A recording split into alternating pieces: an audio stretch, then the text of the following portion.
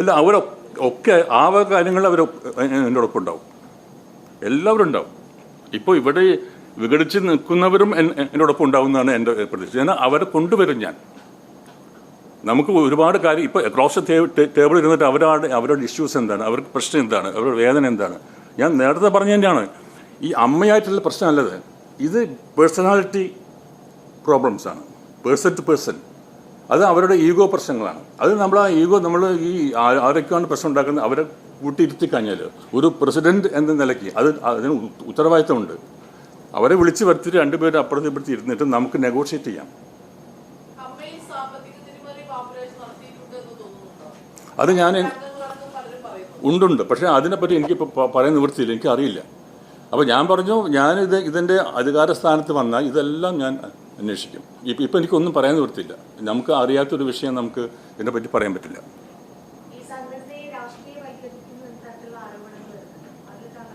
ഒരിക്കലുമില്ല.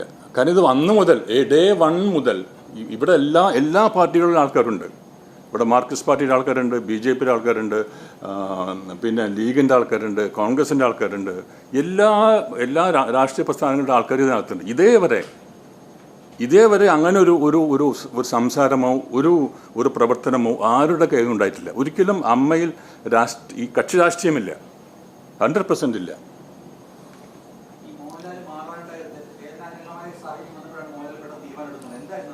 അത് സാഹചര്യം എന്ന് പറഞ്ഞാൽ ഈ ഹേമ കമ്മീഷൻ വന്നല്ലോ. അപ്പോൾ ഹേമ കമ്മീഷൻ വന്നതോടുകൂടി അപ്പോൾ ലാല് ഇതിനെപ്പറ്റി അപ്പോൾ അങ്ങനെയാണല്ലോ ലാല് ഇതിനകത്ത് ഇടപെട്ടത്. അപ്പോൾ ലാലിൻ്റെ ഒരു പ്രസ് കോൺഫറൻസിൽ നിങ്ങൾക്ക് ചിലപ്പോൾ അറിയാതിരിക്കാം. അപ്പോൾ ലാല് നേരിടേണ്ടി വന്ന കുറേ ക്വസ്റ്റ്യൻസ് ഉണ്ട്. അപ്പോൾ ലാല് പറയുന്നത് വെച്ചാൽ ഞങ്ങൾ ഇത്രയൊക്കെ നമ്മൾ ചെയ്ത് എന്തുകൊണ്ടാണ് നിങ്ങൾ ഇതേപോലെയുള്ള ക്വസ്റ്റ്യൻസ് നമുക്ക് വരുന്നത്? അത് അമ്മയാണ് പറയുന്നത്. അമ്മ എങ്കിൽ ലാലിനെതിരായാണ് ഈ വിരൽ ചൂണ്ടുന്നത്. സൂചി മോഹൻലാലിന് എതിരായിട്ടാണ് എല്ലാവരും പറയുന്നത്. അത് ശരിയല്ലായിരുന്നു. അപ്പോൾ അത് ഇവിടെ ആരോപണ വിധേയരായവർക്കും കുഴപ്പമില്ല. പക്ഷെ മോഹൻലാൽ എന്ന ആ മഹാനടനെ വന്നിട്ട് എല്ലാ പത്രങ്ങളും ചോദ്യം ചെയ്യാൻ തുടങ്ങി. അതിൽ അദ്ദേഹം വളരെയധികം, കാരണം എനിക്കറിയാം, അത് എൻ്റെ അടുത്ത് പറഞ്ഞു, ഞാൻ ഇത്രയും നമ്മൾ ചെയ്തിട്ട് നമ്മൾ ഇങ്ങനെ ആയല്ലോ, കാരണം എനിക്കിന് ആ സ്ഥാനം വേണ്ട. ആ സ്ഥാനത്ത് ഇരുന്നു കൊണ്ടാണല്ലോ ഇവർ വന്ന് എന്നോട് ചോദിക്കുന്നത്. എനിക്ക് സ്ഥാനം വേണ്ട. കാരണം നമ്മൾ ഒരു സ്വാർത്ഥമായ താല്പര്യം ഒന്നുമില്ലാതെയാണ് നമ്മൾ എത്തി നിൽക്കുന്നത്. പക്ഷെ അത് ഇത്രയും കാലം വെച്ചിട്ടും കൂടെ അദ്ദേഹം ശരിക്കും വേദനിച്ചു. അദ്ദേഹം കണ്ണൊക്കെ നിറഞ്ഞിട്ടാണ് എന്നോട് പറഞ്ഞത്. കാരണം നമ്മൾ ഇത്രയൊക്കെ ചെയ്തിട്ട് അവസാനം ഇതെല്ലാം കൂടി ഞാൻ ചെയ്ത പോലെയാണ് എൻ്റെ അടുത്തുള്ള ചോദ്യങ്ങൾ വരുന്നത്. അതെനിക്ക് വല്ലാണ്ട് എന്നെ ഒരു പീഡനം തന്നെയാണെന്ന് അദ്ദേഹം പറഞ്ഞത്. അതുകൊണ്ട് തന്നെയാണ് മൂപ്പര് പറഞ്ഞത്, ഞാൻ ഇനി നിൽക്കില്ല. കാരണം ഞാൻ എപ്പോഴും നിങ്ങളുടെ ഒപ്പം ഉണ്ടാവും. അത് മോഹൻലാലും മമ്മൂട്ടും സുരേഷ് ഗോപിയും പറഞ്ഞിട്ടുണ്ട്, നിങ്ങളോടൊപ്പം ഉണ്ടാവും. പക്ഷേ ഒരു അധികാര സ്ഥാനത്തിൽ ഇരുന്നു കൊണ്ട് ഇങ്ങനെ ഒരു റെസ്പോൺസിബിലിറ്റി, ഇതിൻ്റെ ഒരു റെസ്പോൺസിബിലിറ്റി, അക്കൗണ്ടബിലിറ്റി ഒന്നും എടുക്കാനായിട്ട് എനിക്ക് സാധ്യമല്ല. അതാണ് ആ സാഹചര്യം. അതാണ്.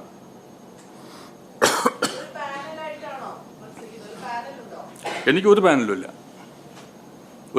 എനിക്ക് ഒരു അണ്ടർസ്റ്റാൻഡിങ്ങും ഇല്ല. ഞാൻ വരുന്നു, നമ്മൾ അംഗങ്ങൾക്ക് താല്പര്യമുണ്ടെങ്കിൽ അവർ വോട്ട് ചെയ്യട്ടെ, അല്ലാണ്ട് ഒരു പാനൽ എടുത്തിട്ട് ഇങ്ങനെ. പാനലൊക്കെ വരുന്നത് എല്ലാ ഇലക്ഷൻ കഴിഞ്ഞിട്ട് ഇരുന്നിട്ട് നമുക്ക് സെലക്ട് ചെയ്യാം ആരൊക്കെയാണ് ഇതിന് യോഗ്യർ. അതായത് ഒരു നല്ലൊരു ഇഫക്റ്റീവായിട്ട് കൊണ്ടുപോകാൻ പറ്റിയ ഒരു പാനലിനെ നമുക്ക് ഉണ്ടാക്കാമല്ലോ. ഇപ്പം തന്നെ ഒരു പാനൽ വെച്ചിട്ട് അത് പാനൽ ഉണ്ടാക്കുന്നത് എന്തിനാണ്? ജയിക്കാൻ വേണ്ടിയിട്ടാണ്. കാരണം ഒരു പാനൽ ഉണ്ടാക്കി കഴിഞ്ഞാൽ അവർ വോട്ട് കിട്ടും, ഇവർ വോട്ട് കിട്ടും. ഞാനൊരു പാനലില്ല. അപ്പോൾ എനിക്ക് കിട്ടുന്ന വോട്ടുകൾ എന്നെ സ്നേഹിക്കുന്നവരാണ്, എന്നെ വിശ്വസിക്കുന്നവർ, എന്നെ ട്രസ്റ്റ് ചെയ്യുന്ന അംഗങ്ങൾ മാത്രമേ എനിക്ക് കിട്ടുള്ളൂ. അത് എനിക്ക് കിട്ടുമെന്നുള്ള ഉറപ്പുണ്ട്. That's all.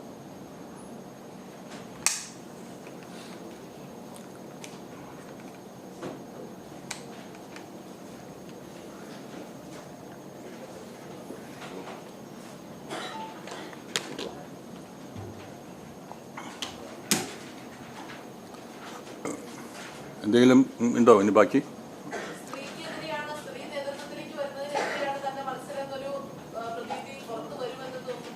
ഒരിക്കലും ഉണ്ടാവില്ല. ഇല്ലില്ല. എനിക്ക് ജനങ്ങളെ അറിയാമല്ലോ. ഞാൻ ജനങ്ങളുമായിട്ട് എപ്പോഴും അടുത്ത് പെരുമാറുന്ന ആൾക്കാരാണ്. എൻ്റെ അടുത്തൊക്കെ പറഞ്ഞതെന്ന് വെച്ചാൽ അവിടെ ഇപ്പോൾ ശ്വേതാമേനോൻ്റെ കാര്യത്തിൽ ഉണ്ടാക്കുന്ന അത് എൻ്റെ ഒരു ഫൈറ്റാണ്. Let Har fight.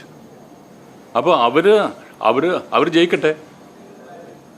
അവർക്ക് അതിനുള്ള കഴിവുണ്ടെങ്കിൽ, അവർക്ക് അതിനുള്ള സാമർഥ്യം ഉണ്ടെങ്കിൽ, അവർക്ക് അതിനുള്ള കേപ്പബിലിറ്റീസ് ഉണ്ടെങ്കിൽ ലെറ്റ് ഹർ വിൻ.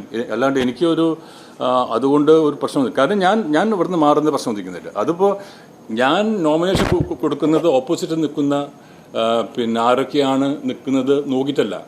അതിപ്പോൾ രാഷ്ട്രീയമായാലും ശരി, ഈ നമ്മുടെ അമ്മയായാലും ശരി, ഞാൻ എൻ്റെ നോമിനേഷൻ കൊടുക്കുന്നത് there are some ideology with me. ഒരു ആശയങ്ങളുണ്ട്, അതിൻ്റെ പേരിലാണ് ഞാൻ നിൽക്കണത്. അതല്ലാതെ ഓപ്പോസിറ്റ് നിൽക്കുന്നത് ഇവരാണ്, അതുകൊണ്ട് ഞാൻ നിൽക്കാം. നോ, ആര് നിന്നാലും ഞാൻ നിൽക്കും. ഇത്രേ ഉള്ളൂ.